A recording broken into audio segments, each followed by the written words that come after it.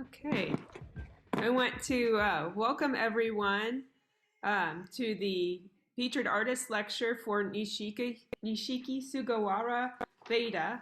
My name is Carrie Longley. I'm an associate professor of art from IU East.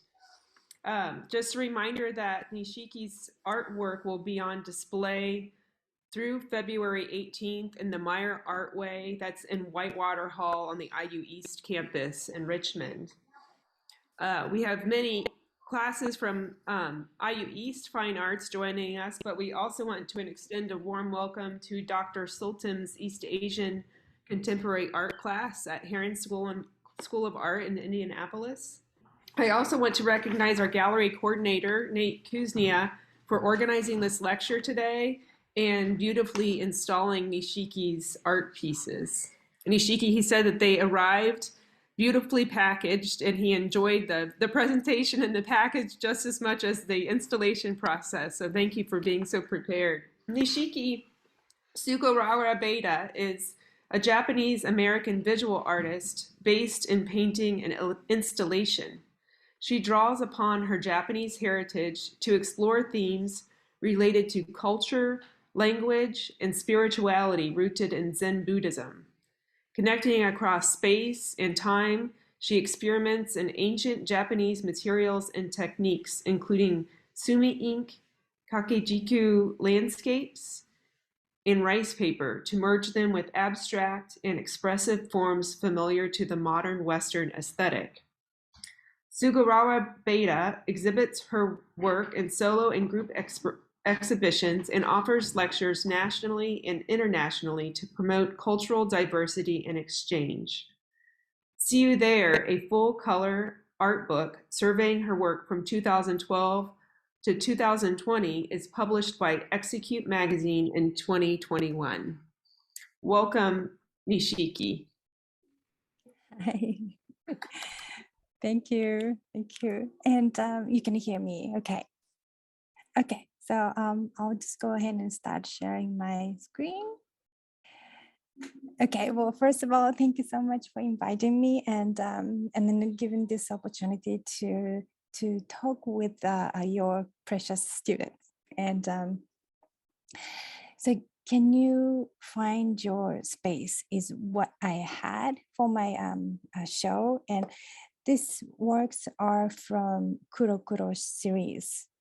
Kuro Kuro Shiro series, and I would like to just talk a little bit more about that, and start with the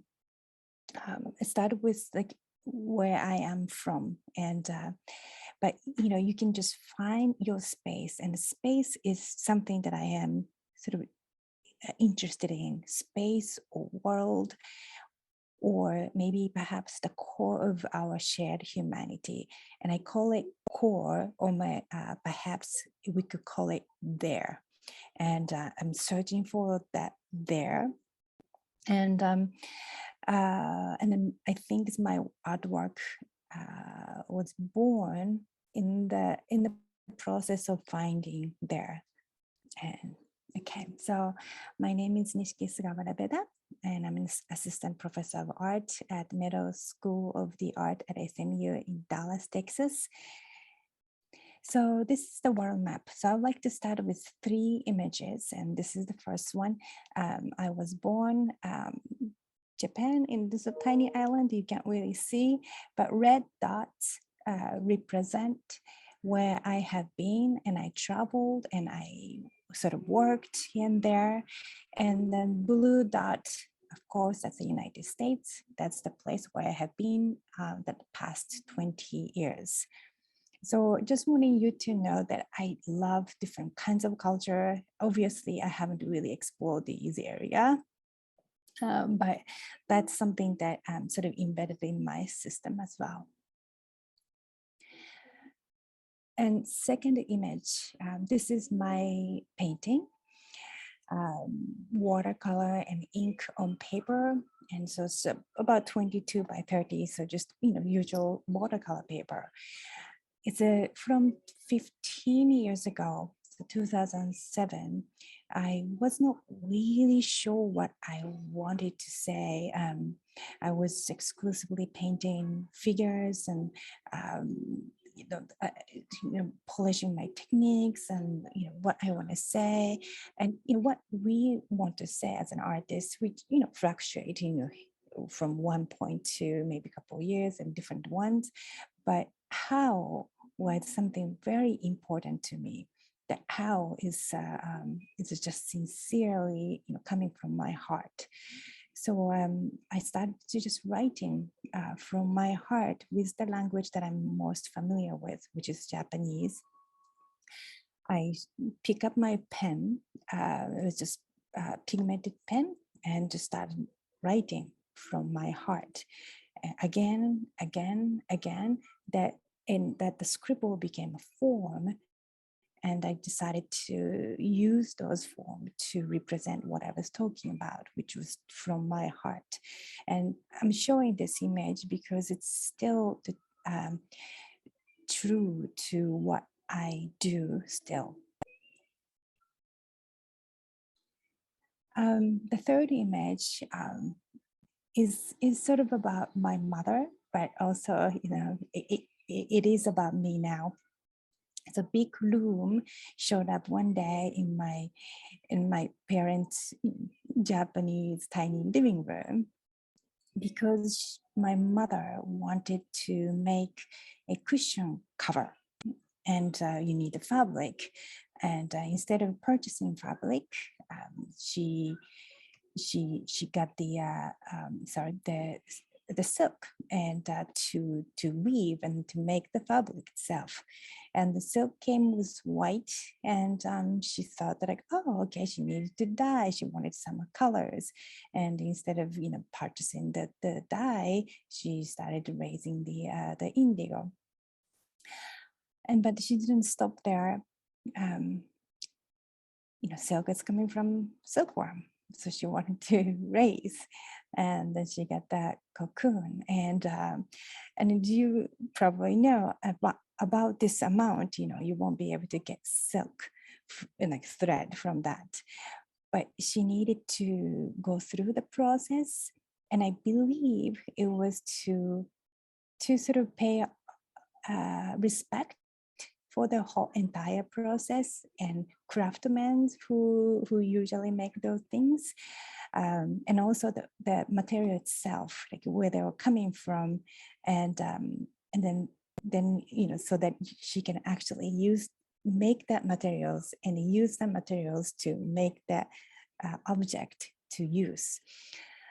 This is something that that you will see later. And I wanted to show a couple of images from my work from the past. And this is 2010, so it's in the middle of my graduate school work. I was using oil on leaning the ground. And for this one, I was just trying to search a cultural sort of hybrid, but visually. It's a little like, to me, it's maybe looking back, might be the surface stage. But here, it's difficult. So the background, I was using the Hokusai, Katsushika Hokusai's background. So it's indigo color, it's a gradation. And also this is a close-up of the top part, and the color that's coming from contemporary Western culture, and that's a M&M color chocolate. So that to me, it was just creating a hybrid of Japanese and American, and 200 years ago versus contemporary, more like a visual hybrid to search for my cultural identity. It's something that I was doing. But and I noticed that the surface was very important to me. So you can, I'm not really sure how much you can see, but this is built up surface with paint. And so a lot of people were, thought that this was the thread, but it's just a built up surface of a paint. And I'm always interested in that, the surface quality.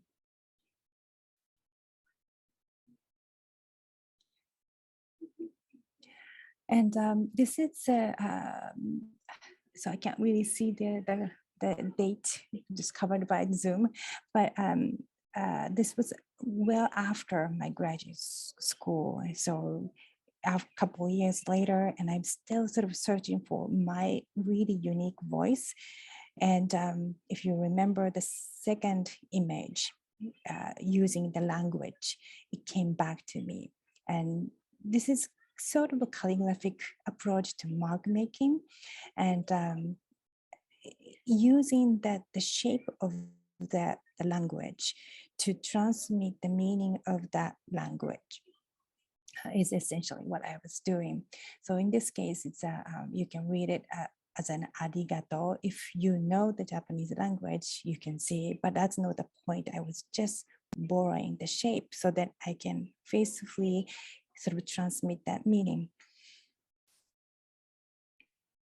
And details is something that I really care. I just love that details. And I think it's maybe the, coming from the kimono culture or just Japanese culture in general. And it's already a couple of years past. This one, I was trying to digest that process of decision making, but I'm still using the same sort of technique, coming up with a phrase or word and using the shape of the character to transmit the meaning to start with the painting. And the color was very important too. But now you can see a couple of years after this, I started using sumi more consciously. And this one is sumi and acrylic together. And more and more the color palette becomes limited. And you can maybe see some writing to begin with, but the visual aspect of calligraphy started to disappear. But the process of making mark, it remains the same. And in order for me to sort of master or study the beautiful mark making, you need to be full. So the mindfulness practice is really a key. That's what I thought. So I started to study traditional Japanese activities because they are rooted in a traditional, rooted in a mindfulness practice. So I began with the chado, and I followed this master for about a week. Every day, wherever he goes, I went and I really tried to understand the core of and the motivations for that ritual. And come back, I'm react to that study, and more sumi and more mark making, but not the calligraphy anymore. I also studied tenkoku, which is seal making, and but I took it farther, and then just using this is a Stedler eraser, and then you can just use a X-Acto knife. You don't need a fancy tools to make it. This one was just to make that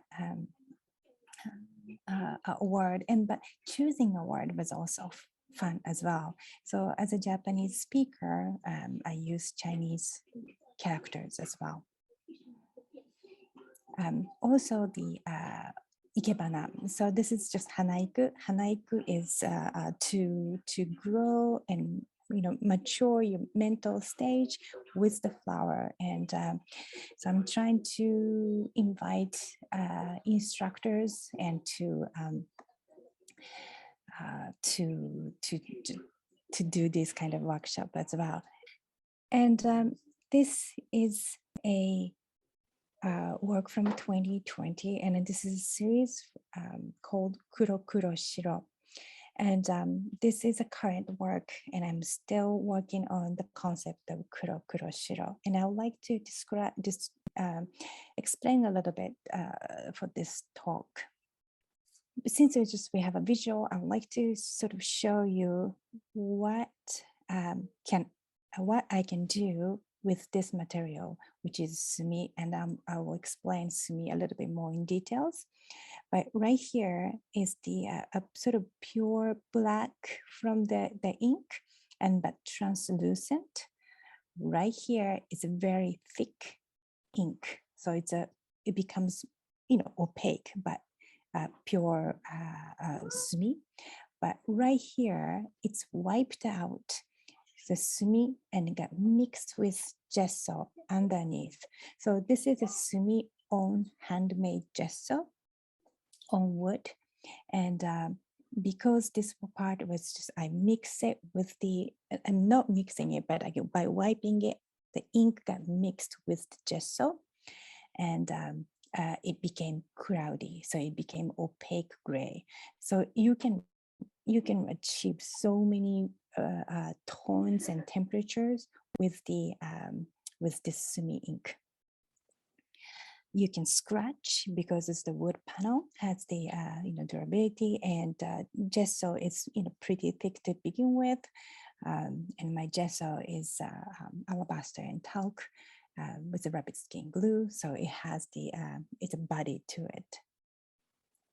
Anyway, kuro, kuro, shiro, it means black and black in Japan, white in Japanese, and I wrote this. So this is a lot, but I'd like to just read it so that it's maybe easy to understand. Kuro, kuro, shiro, meaning black, black, white in Japanese, offers spaces where viewers can privately immerse themselves in their own psychological and spiritual world. They are painted with sumi, an ink traditionally used in East Asia, made of soot and animal glue.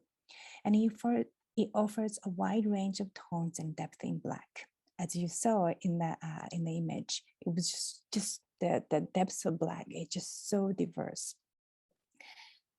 The particles in soot carry an essence that permeates the surrounding environment and can be absorbed by the maker, viewers, and other nearby materials.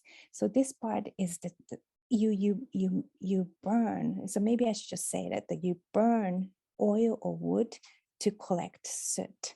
And then I'll explain a bit more later, but like that soot is, to me, it's a really spirit or essence of the materials. This is what I'm talking about. If the viewer is receptive to this phenomenon, and this opens up space for the collective spirit to freely travel around, bringing colors into viewer's eye. Yes, this is the black and white, but I see a lot of colors. So I hope the viewers can see a lot of colors, but also they can develop their own world. I believe that soot in sumi represents not only the spirit of ourselves, but also the land we stand on, because you have to burn the organic materials, and organic materials are coming from the land. So there is a relationship that the we and the land through the process of making sumi. I use unique sumi sticks from masters craftsmen in Kobaien, Kijuen, and Kinkoen. That's the 3 workshops that I visited, and then bond with the people and the land which that sumi sticks were made. I then arrange multiple saturations of ink on handmade gesso panels and papers to orchestrate dynamic and abstracted landscape. And abstract landscape is a key to me, that the landscape was is a conceptual framework for me to place things, forms, and textures to create that space. The subtle shift of black provide a painted world for transcendent and imaginative realms to emerge.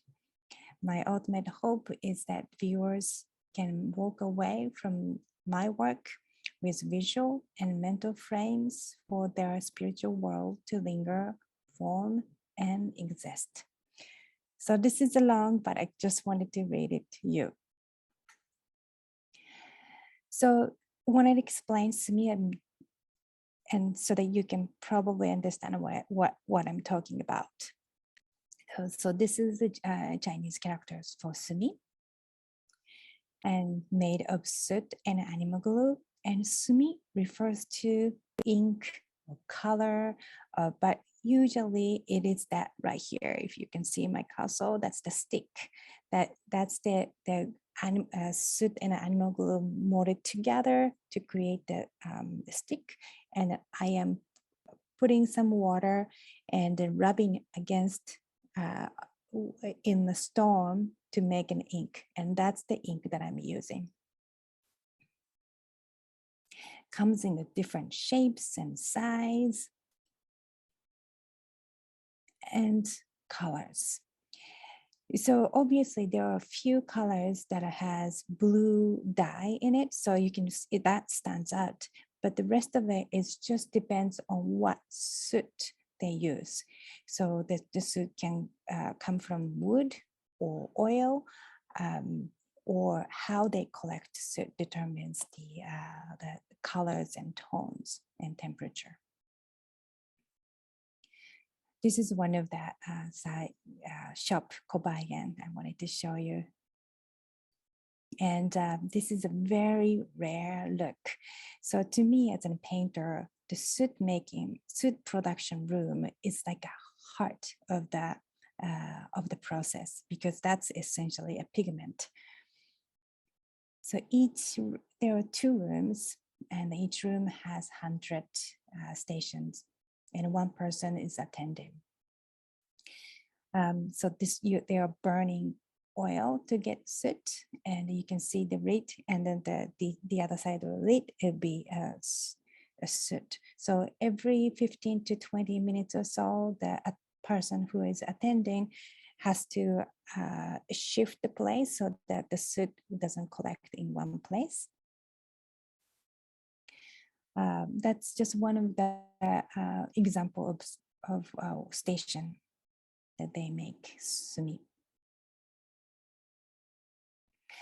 And if you remember my mother's story, I needed to make my own soot to really understand how they make, but also pay so that if I go through the process, I appreciate the knowledge and expertise. So this is a lab at SMU. I'm making my own soot, and this is the second try. And you can see I got a lot of soot. And then just getting to the container. And you can see on the left was the first attempt, and the second one to the right. So I was very more successful and efficient. But to me, this was the oil, and then just made in the lab, which was kind of fun, but I wanted to make it from a wood. But before that, I wanted to also show you the glue. So the glue is animal glue coming from the hide most of the time. But I thought maybe I could make my own glue by extracting gelatin from jellyfish and pufferfish. So left one is jellyfish and the right one is pufferfish. And I extract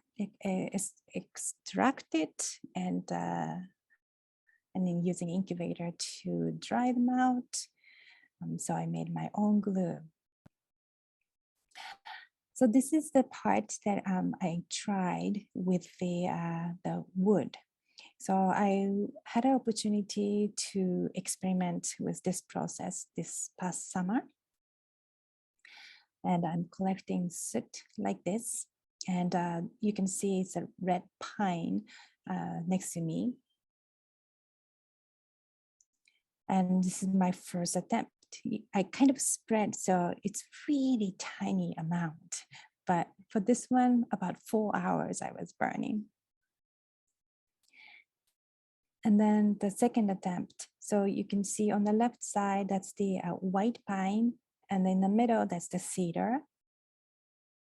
And this is a white pine, and the second attempt, about 8 hours, and it's significantly more, and it's beautiful. And this is from cedar. And like a cedar, naturally it's less sap than pine, so the suit was also less oily. So I thought it was really interesting. I also collected creosote from local chimney where they only burn local wood. And then I use this molar to make it a fine powder, and then use it as a because it's looking very similar to soot. So I used the like a soot to make my painting, and in this case, the powder was pretty like it's really fine. I have 2 masks, but it still went through. But the size of the particle was so much bigger. Later, I sent some powders to my physicist friend in France, and he was able to measure them. And the soot was so small, but the creosote, even like I thought it was very small, was much, much, much, much bigger. So this is my humble looking sumi stick with the creosote. And I wanted to show you just a little experimentation. So I used the animal glue to get the shape of rocks, and then got that shape. And this part is still wet, and then sprinkle the creosote, and then I make these kind of marks. And it was really, it's a way for me to just relate to the land using the creosote from the local chimney, and then the stone underneath to get the shape to begin with. I felt very more related to the land that I was standing on at that point. And it's beautiful rock. That's the Upper Michigan. And then I was able to make that work based on the imagery that I was seeing. Usually it's my image is starting from some sort of mark making or calligraphic sort of mark making, and then creating a space. But this one was a little bit more direct observation.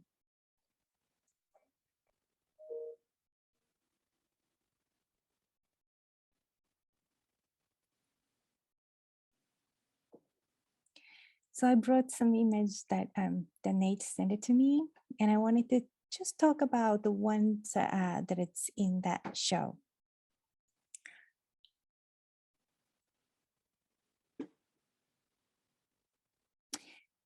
Here's the 4 images. This is my studio view, but one of them, the very left one, I'm just going to show you the close-up.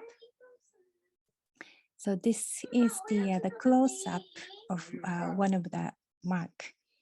And if you know the Japanese language, you can see that's the sound heat. But it doesn't really meaning about, like, the heat doesn't mean anything. It was just, I was borrowing the shape. And also when I don't have, like when I sort of stuck, I used the Japanese characters, like practicing Japanese characters to get going. So it's more like a scale work for piano, like just play. So to me, it's just mark making. So that I just honored that sort of process and incorporate into my work. And I'm sure I have some, if you have any questions, I'm more than happy to talk about it later. So here, I'd like to talk about two sort of outside of my Kuro Kuro Shiro series, just to show you what I do. This is a calligraphy, and 1, 2, 3, 4. There's the seals, and like in the middle, that's the sort of characters. And if you take it out, that's the invitation for the viewers to imagine word or imagine shape, or they themselves become, say, the figure, like physically. So from that notion, I wanted to make an installation. So this is the cut of paper, the rice paper.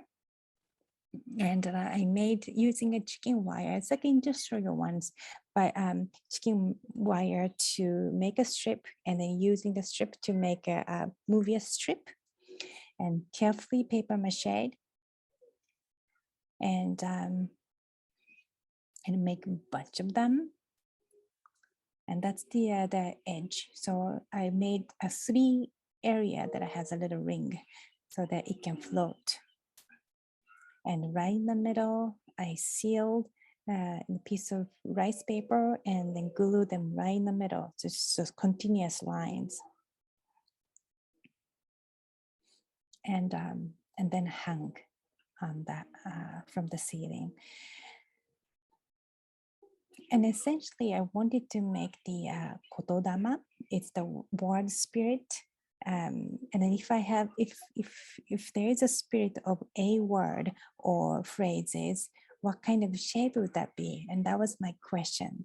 And so each one of them, to me, is that sort of floating spirit of a word, and that word can be, anything. But essentially, because I took that character, like in the main content of the calligraphy out, it is an invitation for the viewer to come in and walk under and walk around to become the content, and completes the work. So different places will have a different figuration. And so that when figure walk around, it really feels like complete. But I don't think it's visually it's complete. It's more about the conceptually completeness. And a lot of people sit down and it's like have a quiet moment in the middle area.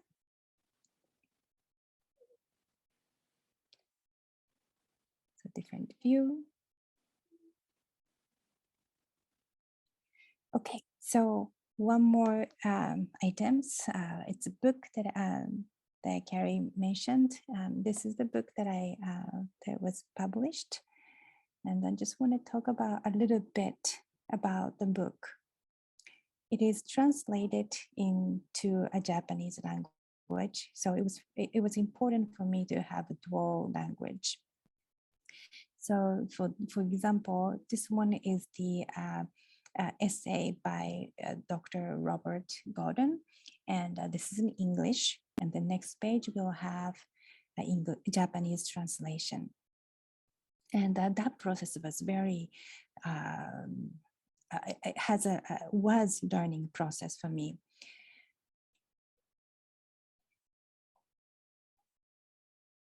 And just a couple of examples of the pages. So each one of them have a Japanese language.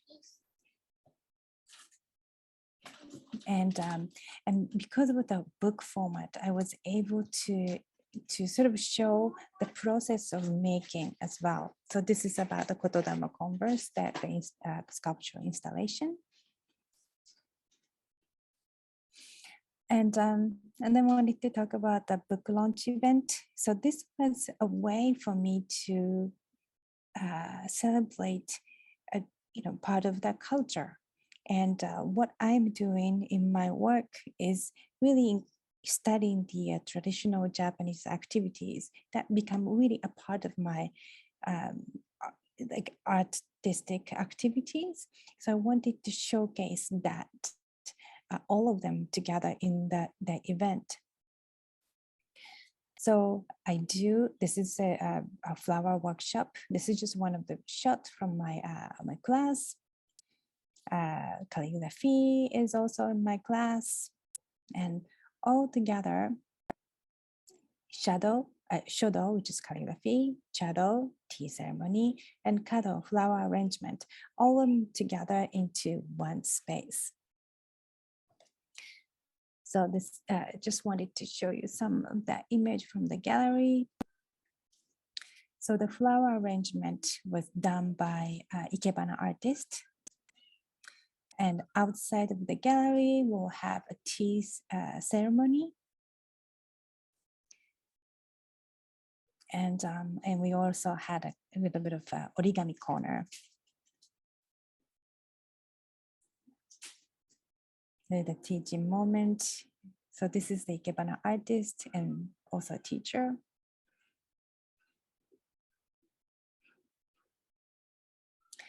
And I was able to have a great conversation with the Dr. Jacqueline Chow, a senior curator of Kuro Museum of Asian Art in Dallas. And just a little bit of picture from that event. And this one was really interesting, and I wanted to sort of share with you my works on the wall. And because the Ikebana artist put the flower on the floor, it felt like to me it's the world that I created in the painting and the world that we occupied outside. To me, the flower became a bridge to connect the viewer and the work, sort of like a visual world kind of connecting or conversing each other. But then I also realized after I took this picture and then seeing this picture, I felt that this is also the work of art. So that the viewer is engaging with the visual of the painting, flower is there, and in the space itself, and that self is the sort of communications happening within that within this picture. I hope I made sense. And just a couple of pictures from that. This kimono, it's called hakama for male. He's the chado person, so it was beautiful looking. It's a great composition that I was able to create. So the left side is the tea master, and then right side is the Ikebana teacher, Ikebana master as well. So I was very happy to be able to combine those elements together in this physical space, and the visitors were able to see all of them together. So to finish my talk, this is just maybe 2 weeks ago from my studio. And you can see that my work on the back, it's still, unfinished. And but then this is from yesterday. It's getting there, and I have probably one more week to finish. And then just a couple more images of the work that I just took a picture from yesterday. And I always love the when an artist shows, what just happened in the studio. So I thought I should just show. This one, I think, I got changed a little bit, but this is the work that I am making as of now. So I thank you for this opportunity, and this is my website. And I also started Instagram end of last year, really late, but if you're interested in, please have a look. And I will be happy to answer any questions you may have. So I'm going to stop share for now. Thank you so much, Nishiki. Yeah, great. Were you able to hear? I'm sorry, there was just a couple of times that I got distracted. He was so patient, very patient. Do you have time for a few questions Of from course, students? of course. Yeah, any questions? I'm happy to. I can go back to some images as well. Okay. I know after hearing your explanation of your process and purpose, I'm excited to revisit the exhibition and Oh, look at, that's great. yeah. That's great. Yeah. A Student, lot of people are able yes, to see the show. we've had classes going through ceramics Mm-hmm. classes that visited this week. Um, we have a lot of students that are fans of Japanese culture, so they were Mm. excited. They Oh, great. recognized a lot of familiar features to them in your works.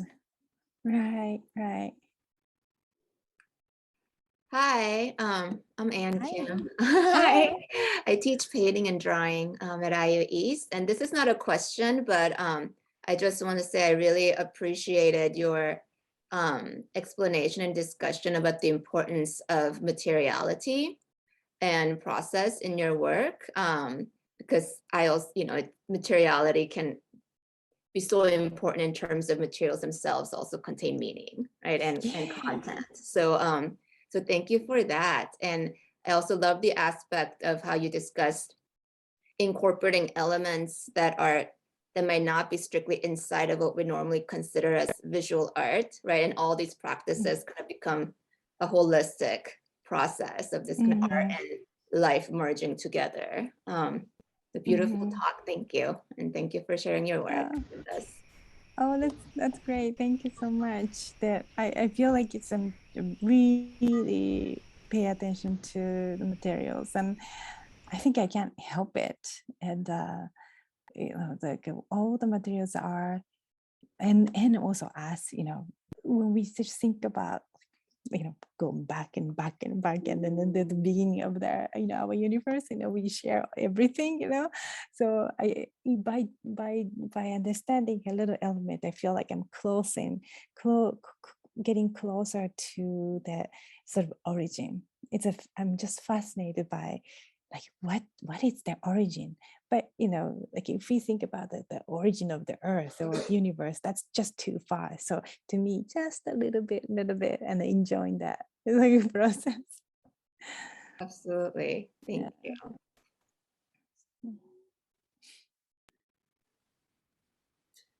Nishiki, one of Mm. our students, Shannon Dice, has a question. She asks, on some of the Sumi artwork, did you blow on the ink in different areas to make more of a feathery appearance? Oh, thank you for the questions. No, I don't. But that could be really interesting.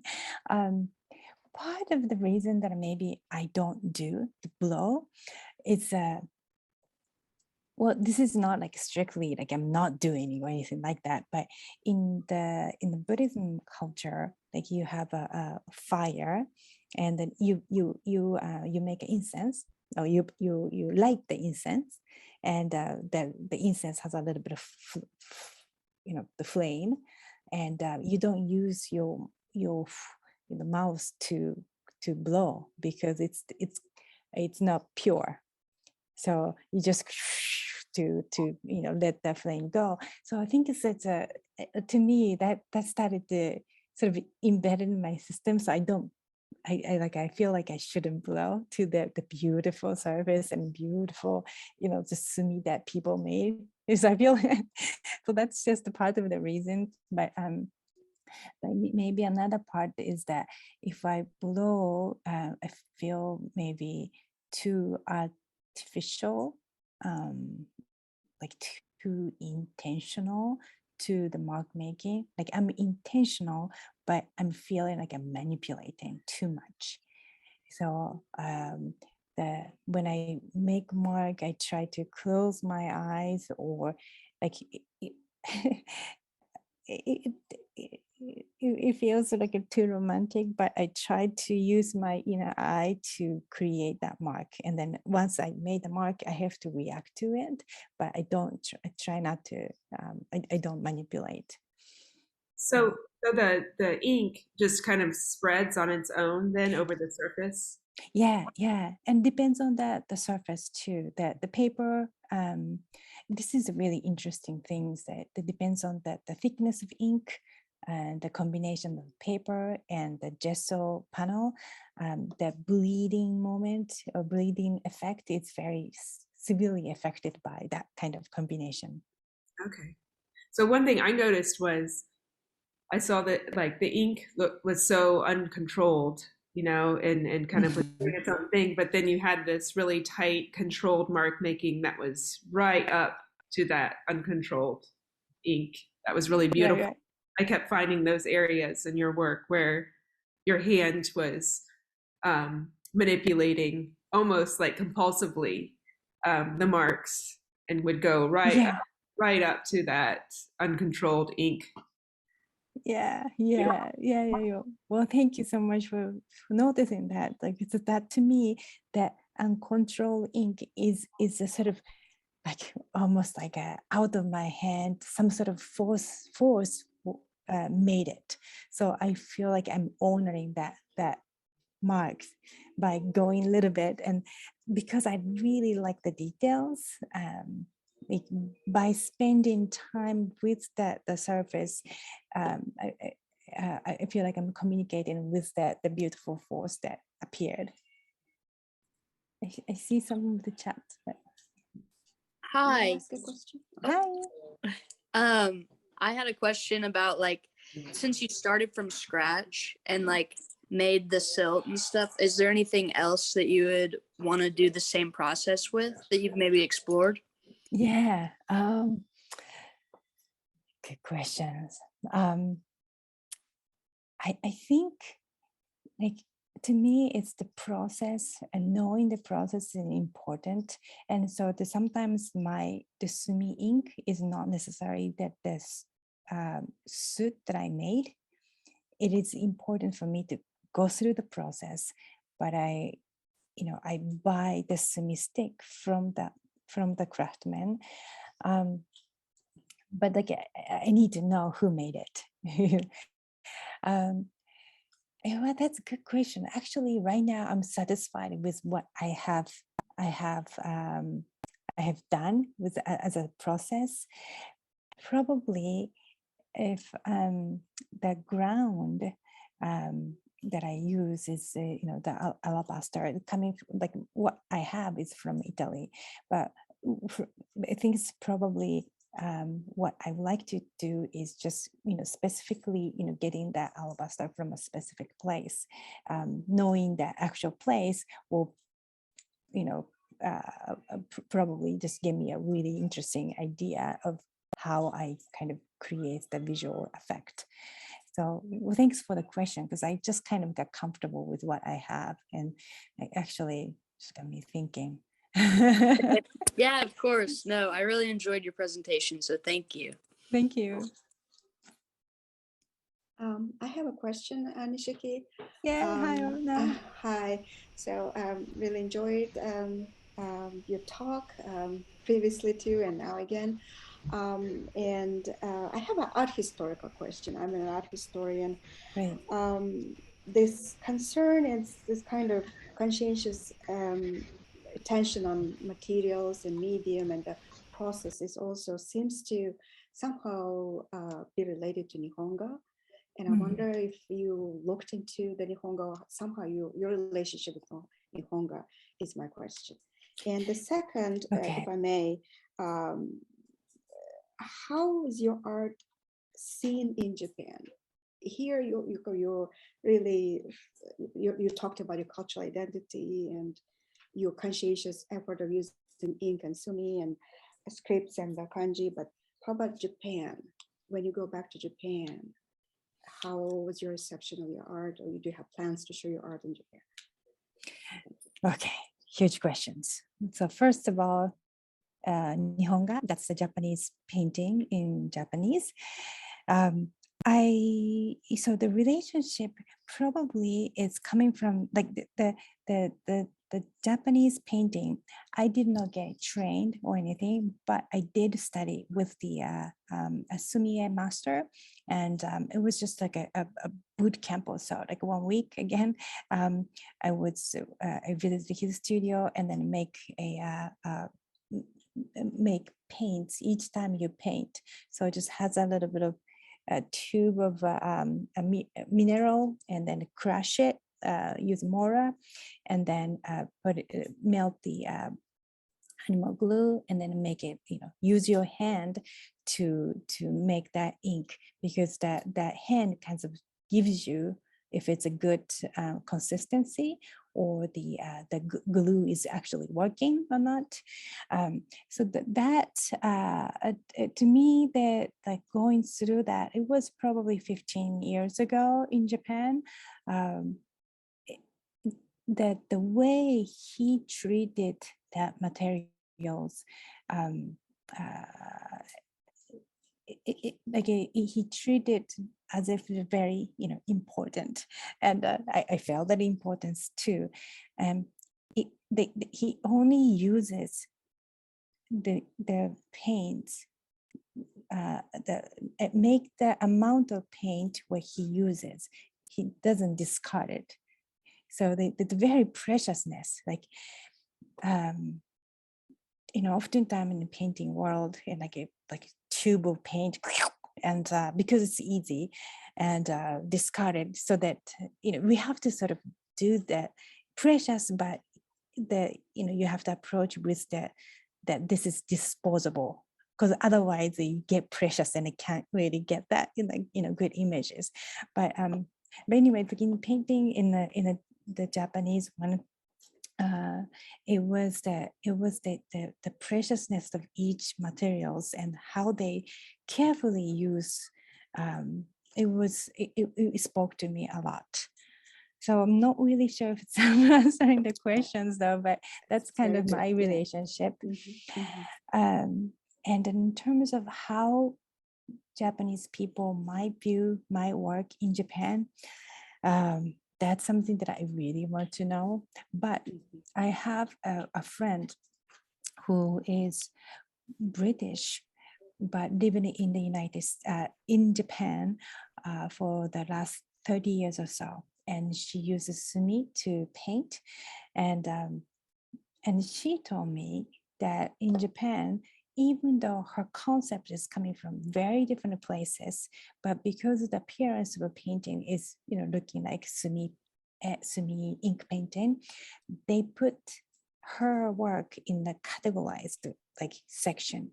So, so if I bring my work, I am not sure if they're going to see me as a sumi painter or just painter that just happened to use sumi.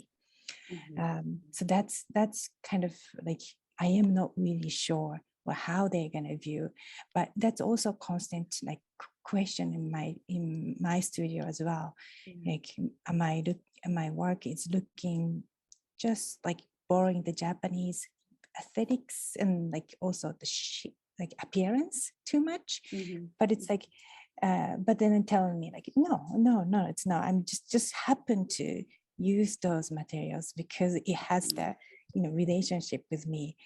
But the wood panel kind of makes me kind of converse with Italian, the fresco, for example, and then I'm using the sumi ink to converse. So to me, it's the because I studied art in the United States, so my gut level reaction is Japanese, but then my head is a little bit more Western.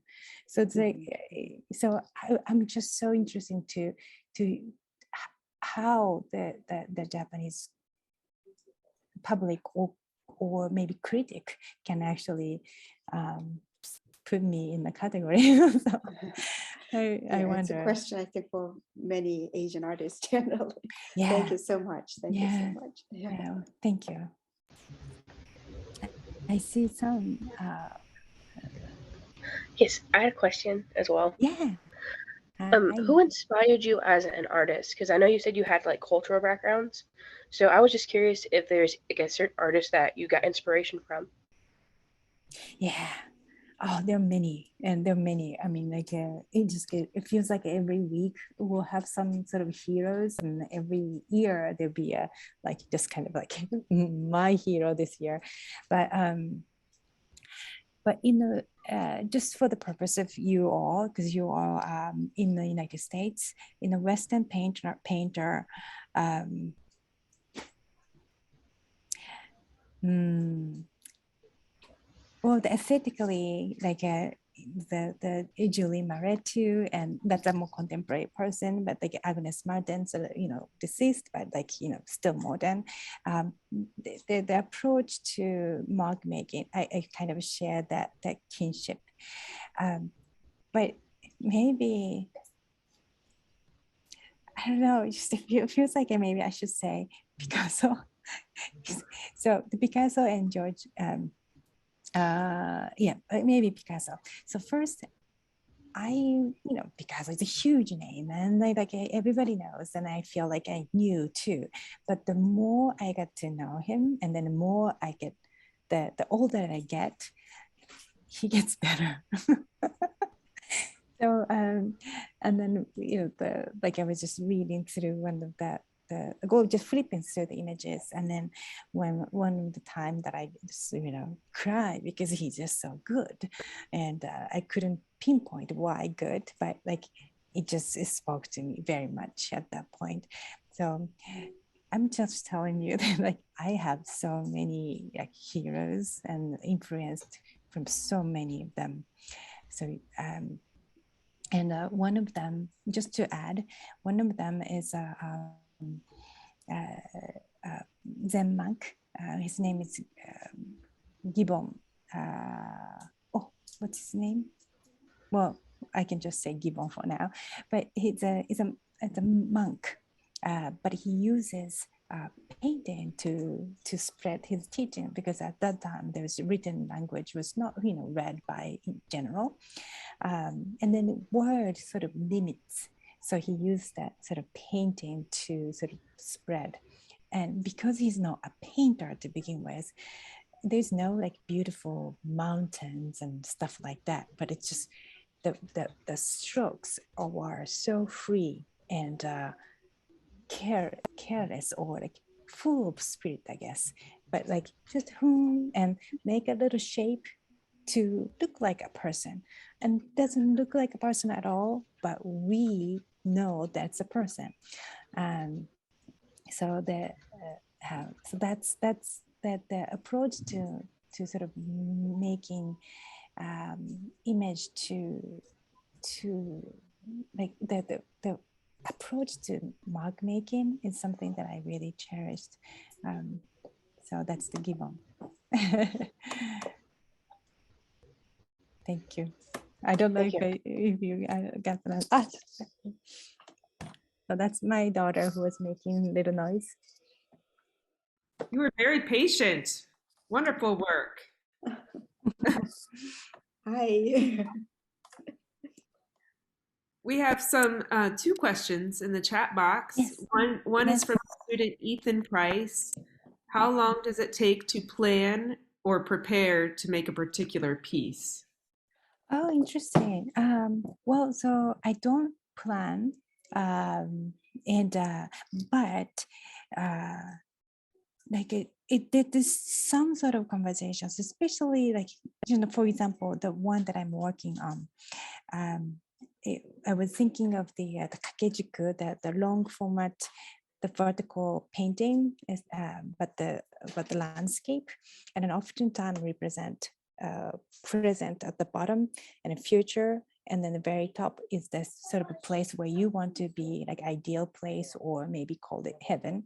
So I was thinking about the three sort of section to connect time and space, and how I can communicate those three places. And that kind of sort of like, oh, I want to do that. It comes unexpectedly. So when it happened, it really fast.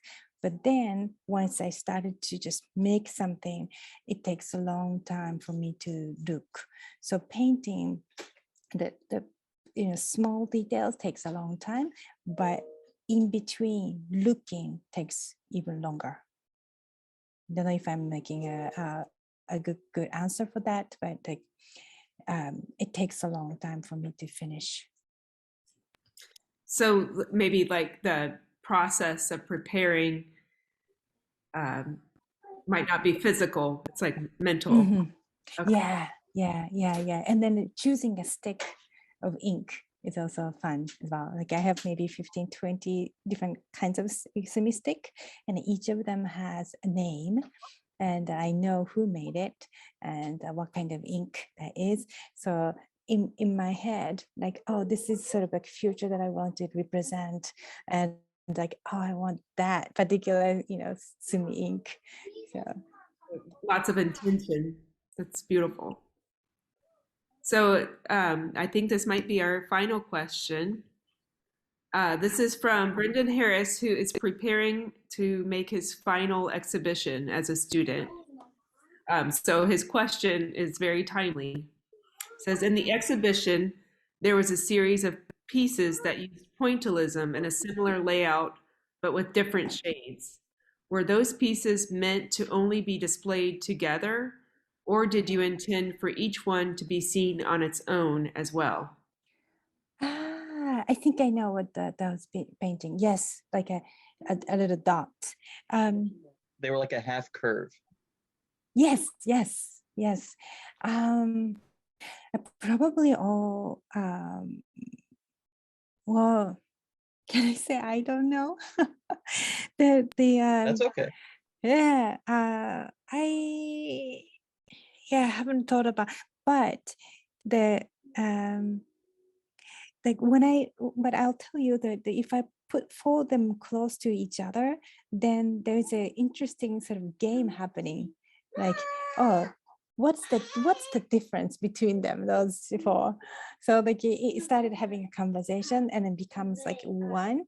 And then like maybe even more encourage the sort of audience to see the subtle shift of ink. Does it make sense? So I feel like okay. maybe four stick together, and then if I just take one and maybe by itself maybe stands alone, but I think it's just four makes it even like it just has another layer to converse. I thought they went really well together when you saw all of them side by side. So thank you. Good. Thanks. Yeah, in the exhibition now, Nate put them all on a separate wall all together, almost like a little mini series within the exhibition. So they're beautiful together. Oh, So great. Thank student you. Samantha Shockley has another a question. She states, you said that you take a lot of your inspiration from your heritage, language, and culture, as well as your spirituality in Zen Buddhism. I'm curious as to how your relationship with art is interwoven with your spirituality and enlightenment. Does your art go hand in hand with your spirituality and mindfulness? Yes, very much so. Like art doesn't come, like art is not the surface. It's really coming from that. Like, I mean, that's yes. I don't know how to explain, but it's really all art is just I'm trying to make my art from a deep within me, and I have to sort of expose myself in that way, which is terrifying. But like this, I'm trying to tap in to, so the spirituality is a really interesting word that they, maybe different cultures and different people have different ideas of it, but what I meant is just it is easier to use that spirituality language because we sort of understand something somewhere. So that is the it could mean that maybe that's the there that I was talking about, but that's the place where I want to communicate. It is the place where I want to make my visual expression of something. So the easy answer is, I mean, yes, it's really all about it. It, Thank you. thanks for the question, you. Samantha. I feel it comes across in the work itself, but especially when you describe the process, I can feel my breathing slow, my heart rate slow. I started noticing the sounds more around me. So I'm excited now. I could feel your mindfulness in your lecture today, but I'm excited now to revisit the exhibition and re-experience that, knowing your Oh, process. So, oh, that's great. Thank you so much. do we have any more questions? Alyssa says, I don't have any questions, but I wanted to say great work. It's inspiring how integral a relationship with that medium is to your work. Thank you for presenting. Thank you. A reminder to students and staff and faculty that Nishiki's work will be on display through the 18th. So please visit it now that you have such a intimate view in her process and her intent with her artwork. Please consider revisiting that exhibit and giving it a longer look. We're so lucky to have your time today on this Thank snowy you. day. And we appreciate Oh. your honesty and your patience and your daughter's patience. She did a great job too. Yes. Thank you so much. Take care and stay warm and safe, everyone. Yeah, you too also. Thank you so much.